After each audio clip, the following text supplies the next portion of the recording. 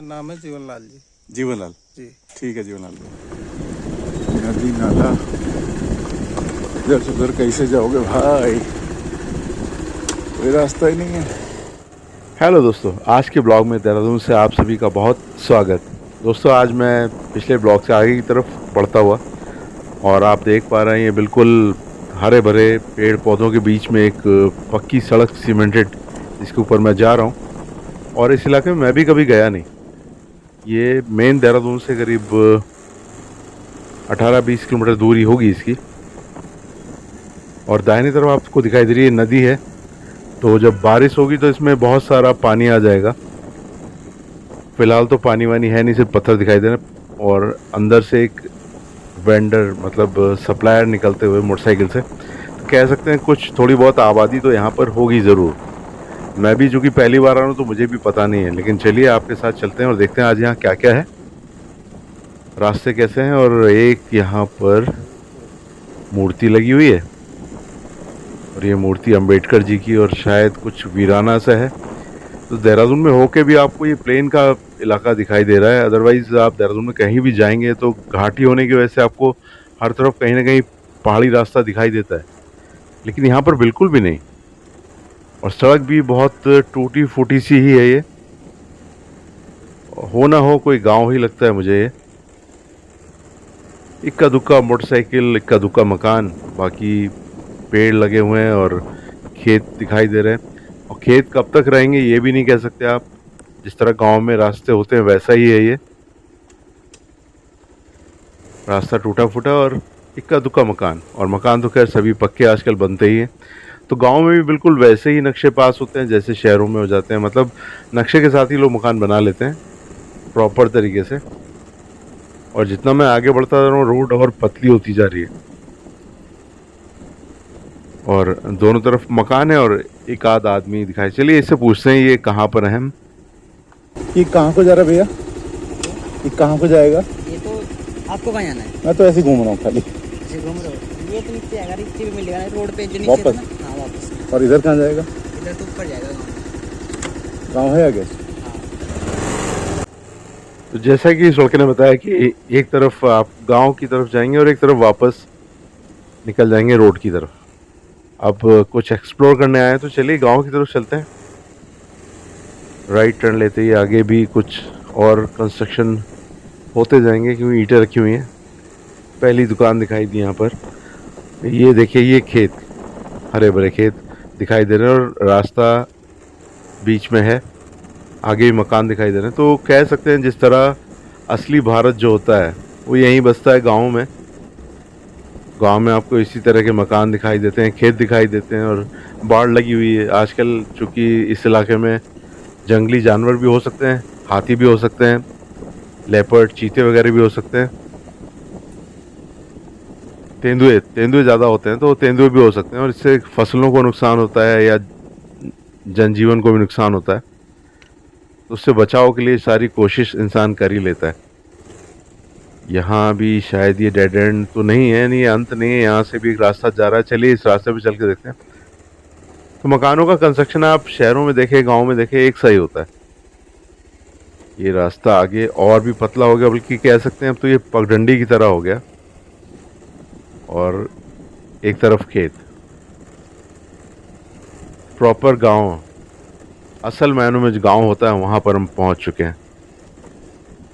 और यहाँ पर कोई भी जनमानस दिखाई नहीं दे रहा। इक्का दुक्का आदमी कोई दिखाई देता है, मुझे भी पता नहीं, मैं पहली बार यहाँ पर आया हूँ।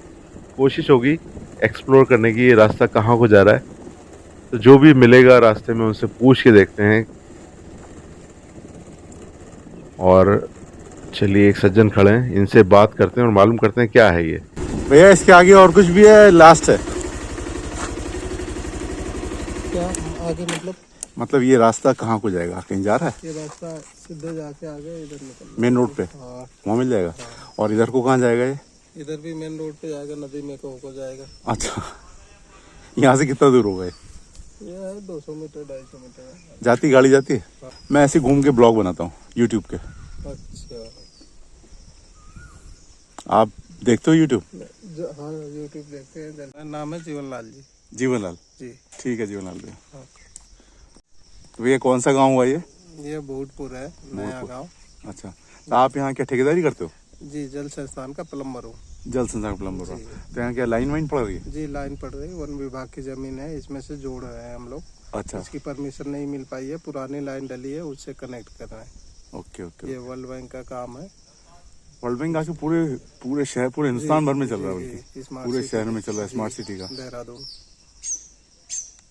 कब तक पूरा होने की उम्मीद है ये अभी टाइम लग जाएगा, अभी 2 साल का इसमें टाइम है।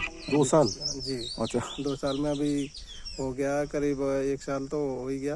अभी 4-6 महीने, उससे पहले 2-3 महीने में चालू हो जाएगी लाइन। मतलब फरवरी 24 तक हो जाएगा सर? जी, आराम से 24 तक हो जाएगा।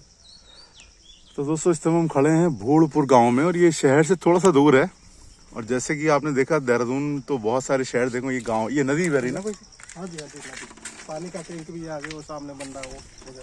हाँ, अच्छा, पानी का टैंक। और एक गांव है जहाँ से कि हम आ रहे थे।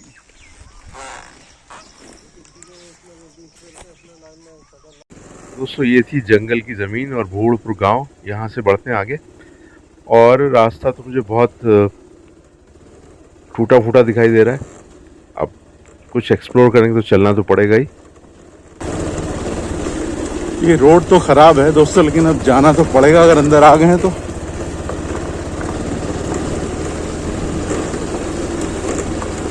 पत्थर से बनी हुई रोड है ये। और जैसा कि आप लोगों ने सुना कि जीवन लाल ने बताया, यहाँ पर आगे 200 मीटर जाके आपको रोड मिल जाएगी। तो अगर 200 मीटर पे रोड मिलेगी, अच्छी बात है, वहाँ से वापस हो लेंगे। लेकिन काम आजकल चल रहे हैं स्मार्ट सिटी के, और स्मार्ट सिटी के अंदर यहाँ भी वर्ल्ड बैंक से पानी की नई लाइन पड़नी थी, लेकिन परमिशन ना मिलने की वजह से कुछ पुरानी लाइन में जोड़ दिया गया, जो भी काम चल रहा है, जैसे कि जीवन लाल ने बताया। और यहाँ पर जंगल की ज़मीन है, तो जंगल तो होंगे ही होंगे, और बीच में कुछ लोगों ने अपने गाँव में घर बनाए हुए हैं। और सड़क का हाल तो बहुत बुरा है, आप देख पा रहे हैं, बिल्कुल भी टूटी फूटी और कच्ची सड़क है ये। तो स्मार्ट सिटी, और ये मुझे पहला गांव ऐसा दिखाई दे रहा है देहरादून का जिसमें कि सड़क का इतना बुरा हाल है। वरना देहरादून में आप कहीं भी निकल जाइए, पक्की मेटल रोड पड़ी हुई है, और जहां संभव नहीं वहाँ सीमेंट की रोड पड़ी होती है, और बहुत बढ़िया व्यवस्था होती है। ये गांव कैसे छूट गया मुझे खुद ही नहीं पता, और मैं तो आज पहली बार ही आ रहा हूँ इस साइड में। और एक तरफ आपको ऊंचे ऊंचे लंबे लंबे पेड़ दिखाई दे रहे हैं, दूसरी तरफ गांव का हिस्सा होगा, और गाड़ियां शायद बहुत कम आती होंगी, यहाँ से गुजरने वाले लोग भी बहुत कम आते होंगे। और 200 मीटर उसने बताया, 200 मीटर पे तो मुझे आते आते 1-8 किलोमीटर तो ऑलरेडी हो चुका है। सिर्फ गांव और घर दिखाई दे रहे हैं, कहीं कोई रास्ता दिखाई नहीं दे रहा। अब यहाँ से वापस जाने का भी कोई मतलब नहीं कि मैं यहाँ से वापस जाऊँ। तो मेरी कोशिश होती है, ये रास्ता शायद ये हो सकता है, या सीधे, चलिए मैं सीधे वाला लेता हूँ। तो दोस्तों, मैं कह रहा था, कोशिश मेरी होती है मैं पूरा एक्सप्लोर करूं देहरादून और आसपास का इलाका, और आप लोगों को एक एक चीज़ दिखाऊं। तो मेरे ब्लॉग में आपको बहुत सारी चीज़ें देखने को मिल जाती हैं। और यहाँ भी सिर्फ मकान तो दिखाई दे रहे, लेकिन कोई व्यक्ति दिखाई नहीं दे रहा। बड़ी अजीब सी बात है। दिन में एक आध इक्का दुक्का आदमी दिखाई देता है, वो भी बहुत समय के बाद। रास्ता है तो सीधे चलते हैं। और देहरादून में आप आएंगे तो यहाँ पे अलग अलग इलाके में आपको अलग अलग तरह के लोग, अलग अलग तरह की कंस्ट्रक्शन, अलग अलग तरह के गांव दिखाई पड़ते हैं। और ये इलाका बिल्कुल भी प्लेन, कैसे, थोड़ा बहुत ऊंचाई तो होगी, लेकिन ये कैसे प्लेन जैसा इलाका है ये।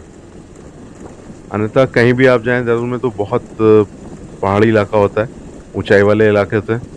यहाँ पर वैसा नहीं है। और मैं भी बस चला जा रहा हूँ सीधे सीधे, इस उम्मीद में भी कि सड़क मिल जाएगी और मैं 3-4 किलोमीटर तो आ गया हूँ अभी तक, लेकिन कहीं मुझे मेन रोड दिखाई दे नहीं रही। कभी कभी ऐसा होता है जब आप, अब ये 2 सड़कें सीधी और एक बाएं तरफ मैं नहीं ले रहा, फिर सीधा ही चलता हूँ इस उम्मीद में कि शायद ये हाईवे पे मिल जाएगी। जहाँ से शुरू किया था उसके आसपास ही कहीं निकल जाए तो वो भी ठीक है, वरना कुछ ना कुछ तो एक्सप्लोर करने को मिल ही रहा है। सीधे चलते चलते खेत हैं, मकान हैं और बाड़ लगी हुई है खेतों की बचत के लिए। कभी ना कभी तो ये रोड बनेगी, कभी ना कभी तो लाइट बिजली की व्यवस्था होगी। जिस तरह से हमारे देश में आज आबादी बढ़ती चली जा रही, कोई भी इलाका बचने वाला तो है नहीं। और स्मार्ट सिटी बनना है तो सभी जगह आपको ये व्यवस्थाएं मिलेंगी। वाईफाई होगा, लाइट की व्यवस्था होगी, पाइपलाइन से सप्लाई होगी। एक और लेफ्ट टर्न, लेकिन मैं सीधे ही चल रहा हूँ। पाइपलाइन से गैस सप्लाई होगी और पानी की, बिजली की व्यवस्था, प्रॉपर ड्रेनेज की व्यवस्था, केबल वगैरह की व्यवस्था, अंडरग्राउंड वायरिंग, बहुत कुछ होगा। उम्मीद है, जैसा कि बताया उसने, कि फरवरी तक हो जाना चाहिए, तो उसका भी फ़ायदा लोगों को मिलेगा ही मिलेगा। लेकिन जब तक कंस्ट्रक्शन चलता रहेगा तब तक तो दुविधाएं होंगी ही होंगी, मुश्किलें होंगी ही होंगी। उसके बाद जो लोग यहाँ पर आएंगे उनको निश्चित रूप से बहुत अच्छा लगेगा, क्योंकि इलाका शांत है फ़िलहाल, ज़्यादा कंस्ट्रक्शन नहीं है, बाहर की तरफ है। ऐसे इलाके में अगर आप जाते हैं तो सुकून तो मिलता ही है। और मेरी कोशिश होती है मैं हर तरफ का इलाका आपको दिखाऊं, तो मेरे ब्लॉग्स आपको कुछ अलग तरह के दिखाई देते हैं। कोशिश होती है अलग से अलग चीज़ें आपको दिखा पाऊँ। अब एक दुकान और दिखाई दे रही है और इनसे अब पूछता हूँ मुझे कितना आगे और जाना पड़ेगा। मैं तो चलता ही चला जा रहा हूँ। आइए इनसे बात करते हैं। ये मेन रोड पे जाएगा, मेन रोड पे जाएगी रोटी, निकल जाएगी। अब दोस्तों, इससे एक बात तो समझ में आती है कि मुझे तो इतनी बार पूछना पड़ रहा है, लेकिन पुराने ज़माने में कोलंबस, वास्को डी गामा, जितने अन्य इस तरह के सेलर हुए जिन्होंने एक्सप्लोरेशन किए, उनकी बड़ी तारीफ करनी चाहिए। बिना किसी अधिक जानकारी के और हिम्मत के साथ निकल लेना समुद्र के रास्ते, अनजान इलाकों में, और तरह तरह के तूफानों से, थपेड़ों से मुकाबला करते हुए, आपको पता भी नहीं आप जीवित बचेंगे नहीं बचेंगे। बहुत हिम्मत की बात थी भाई। जब आप खुद थोड़ी बहुत चीज़ें एक्सप्लोर करते हैं, बाहर निकलते हैं, तो लगता है कि नहीं, उन लोगों ने काम तो बहुत शानदार किए थे। चलिए, ये कह सकते हैं प्रॉपर जंगल का इलाका, दोनों तरफ ऊंचे ऊंचे पेड़ आपको दिखाई दे रहे हैं और कोई रास्ता प्रॉपर बना हुआ नहीं है। और देहरादून के पूरे देहरादून में, बल्कि ये आपको बहुत ध्यान रखना पड़ता है जंगल के इलाके में, ख़ास तौर से आसपास अगर इस तरह घने जंगल है तो उसमें तेंदुए, हाथी या अन्य वन्य जीव आपको मिल सकते हैं, आपको नुकसान पहुंचा सकते हैं। उनकी मर्जी के ऊपर है, अचानक आप पे झपट सकते हैं। ऐसी बहुत सी वारदातें होती रहती हैं, लोकल न्यूज़पेपर में या न्यूज़ में आता रहता है रोज़, कहीं ना कहीं उत्तराखंड में ख़ास तौर से इस तरह की वारदातें होती रहती है। तो जब भी आप निकलिए, बहुत संभाल के निकलिए। मैं भी बस एक वॉच रख रहा हूँ दोनों तरफ, क्योंकि ख़ास तौर से तेंदुआ जो होता है वो तो अचानक ही आप पे झपट पड़ता है। आप बाइक के ऊपर हैं तो भी, और अगर पैदल हैं फिर तो बस ऊपर वाला ही मालिक है आपका। और ये जंगल तो ख़त्म होने का नाम ही नहीं ले रहा। उसने जैसा कहा था कि आप 200 मीटर आगे जाएंगे आपको सड़क मिल जाएगी, तो यहाँ 200 मीटर क्या, मैं तो कई किलोमीटर आ चुका हूँ। और जंगल भी घना होता जा रहा है, रास्ता पहले से और दुरूह और मुश्किल होता जा रहा है। चलिए देखते हैं कहाँ तक जाती है ये पगडंडी। अब यहाँ से वापस लौटने का भी कोई मतलब नहीं, जिस तरफ आप आगे बढ़ लिए तो उसी तरफ चलते रहिए, कहीं ना कहीं तो निकलता ही होगा। आगे में एक कुछ दिखाई तो दे रहा है, फॉरेस्ट की ज़मीन है तो शायद फॉरेस्ट के ही कुछ कंस्ट्रक्शंस होंगे, कुछ लोग होंगे, कुछ एम्प्लॉयज़ होंगे इनके। इसी वजह से आपको थोड़ा बहुत आबादी यहाँ पर दिखाई दे जाती है, इक्का दुक्का मकान दिखाई दे जाता है। यहाँ पर एक दो मकान दिखाई दे रहे हैं।